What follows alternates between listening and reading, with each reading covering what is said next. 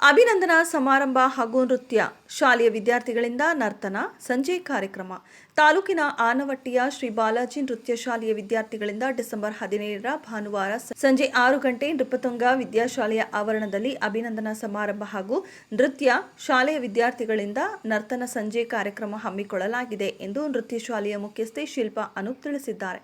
Doctor Mahanta ಮಹಾಸ್ವಾಮೀಜಿಯ ದಿವ್ಯ ಸಾನ್ನಿಧ್ಯದಲ್ಲಿ ನಡೆಯುವ ಕಾರ್ಯಕ್ರಮವನ್ನು ಸಚಿವ ಮಧು ಬಂಗಾರಪ್ಪ ಉದ್ಘಾಟಿಸಲಿದ್ದಾರೆ. ಮುಖ್ಯ ಅತಿಥಿಗಳಾಗಿ ಬಿಇಒ ಟಿಎಂ ಸತ್ಯನಾರಾಯಣ, ಸಮನ್ವಯಾಧಿಕಾರಿ ದಯಾನಂದ ಕಲ್ಲೇರ, ಪಿಎಸ್ಐ ರಾಜುರೆಡ್ಡಿ, ಜಿಲ್ಲಾ ಪಂಚಾಯಿತಿ ಮಾಜಿ ಸದಸ್ಯ ಎಎಲ್ ಅರವಿಂದ, ವಾಸವಿ ಸಮಾಜದ ಅಧ್ಯಕ್ಷ ಗೋಪಾಲಕೃಷ್ಣ, ಹಿರಿಯ ಮುಖಂಡ ಜರ್ಮಲೆ ಚಂದ್ರಶೇಖರ ಉಪಸ್ಥಿತರಿರುವರು ಎಂದು ಮಾಹಿತಿ ನೀಡಿದ್ದಾರೆ.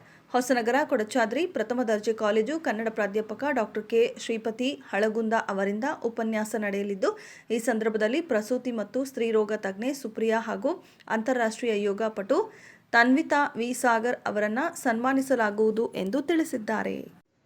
ಆತ್ಮೀಯರೇ, ಇದೇ ಭಾನುವಾರ 17ನೇ ತಾರೀಕು ಸಂಜೆ ನೃಪತುಂಗ ವಿದ್ಯಾಶಾಲೆ ಆವರಣ ಆನ್ವಟ್ಟಿಯಲ್ಲಿ ನನ್ನ ಶ್ರೀ ಬಾಲಾಜಿ ನೃತ್ಯ ಶಾಲೆಯ ಮಕ್ಕಳಿಂದ ನರ್ತನ ಸಂಜೆ ಎಂಬ ಕಾರ್ಯಕ್ರಮವನ್ನು ಆಯೋಜನೆ ಮಾಡಿದ್ದೇವೆ. ಹಾಗೆ ಭರತನಾಟ್ಯ ಪರೀಕ್ಷೆಯಲ್ಲಿ ಅತ್ಯುನ್ನತ ದರ್ಜೆಯಲ್ಲಿ ತೇರ್ಗಡೆ ಹೊಂದಿದ ವಿದ್ಯಾರ್ಥಿಗಳಿಗೆ ಅಭಿನಂದನಾ ಸಮಾರಂಭವನ್ನು ಕೂಡ ಹಮ್ಮಿಕೊಂಡಿದ್ದೇವೆ. ಈ ಕಾರ್ಯಕ್ರಮಕ್ಕೆ ಎಲ್ಲ ಕಲಾಭಿಮಾನಿಗಳು ಆಗಮಿಸಿ ನಮ್ಮ ನೃತ್ಯ ಶಾಲೆಯನ್ನು ಹಾರೈಸಬೇಕಾಗಿ ತಮ್ಮಲ್ಲಿ ಕೇಳ್ಕೊಳ್ತಾ ಇದ್ದೇನೆ. ಈ ಕಾರ್ಯಕ್ರಮದ ದಿವ್ಯ ಸಾನ್ನಿಧ್ಯವನ್ನು ಜಡೆ ಸಂಸ್ಥಾನ ಮಠದ ಮಹಾಂತ ಮಹಾಸ್ವಾಮಿಗಳು ವಹಿಸಿದ್ದಾರೆ. ಹಾಗೆ ಉದ್ಘಾಟನೆಯನ್ನು ಮಾನ್ಯ ಶಿಕ್ಷಣ ಸಚಿವರಾದಂತಹ ಶ್ರೀಯುತ ಮಧು ಬಂಗಾರಪ್ಪ ಅವರು ನೆರವೇರಿಸಿಕೊಡಲಿದ್ದಾರೆ.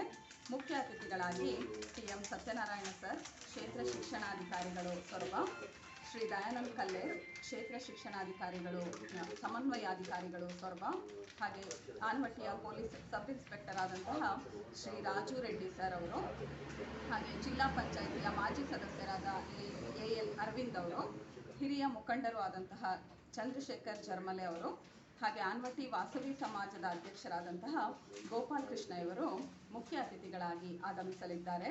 ಹಾಗೆ ಈ ಕಾರ್ಯಕ್ರಮದಲ್ಲಿ ಉಪನ್ಯಾಸವನ್ನು ನೀಡಲಿದ್ದಾರೆ ಕೊಡಚಾದ್ರಿ ಸರ್ಕಾರಿ ಪ್ರಥಮ ದರ್ಜೆ ಕಾಲೇಜು ಹೊಸನಗರದ ಕನ್ನಡ ವಿಭಾಗದ ಮುಖ್ಯಸ್ಥರಾದಂತಹ ಡಾಕ್ಟರ್ ಕೆ ಶ್ರೀಪತಿ ಹಳಗುಂದ ಇವರು. ತಾವೆಲ್ಲರೂ ಆಗಮಿಸಿ ಈ ಕಾರ್ಯಕ್ರಮದಲ್ಲಿ ಯಶಸ್ವಿಗೊಳಿಸಿಕೊಡಬೇಕಾಗಿ ಕೇಳ್ಕೊಳ್ತಾ ಇದ್ದೇನೆ.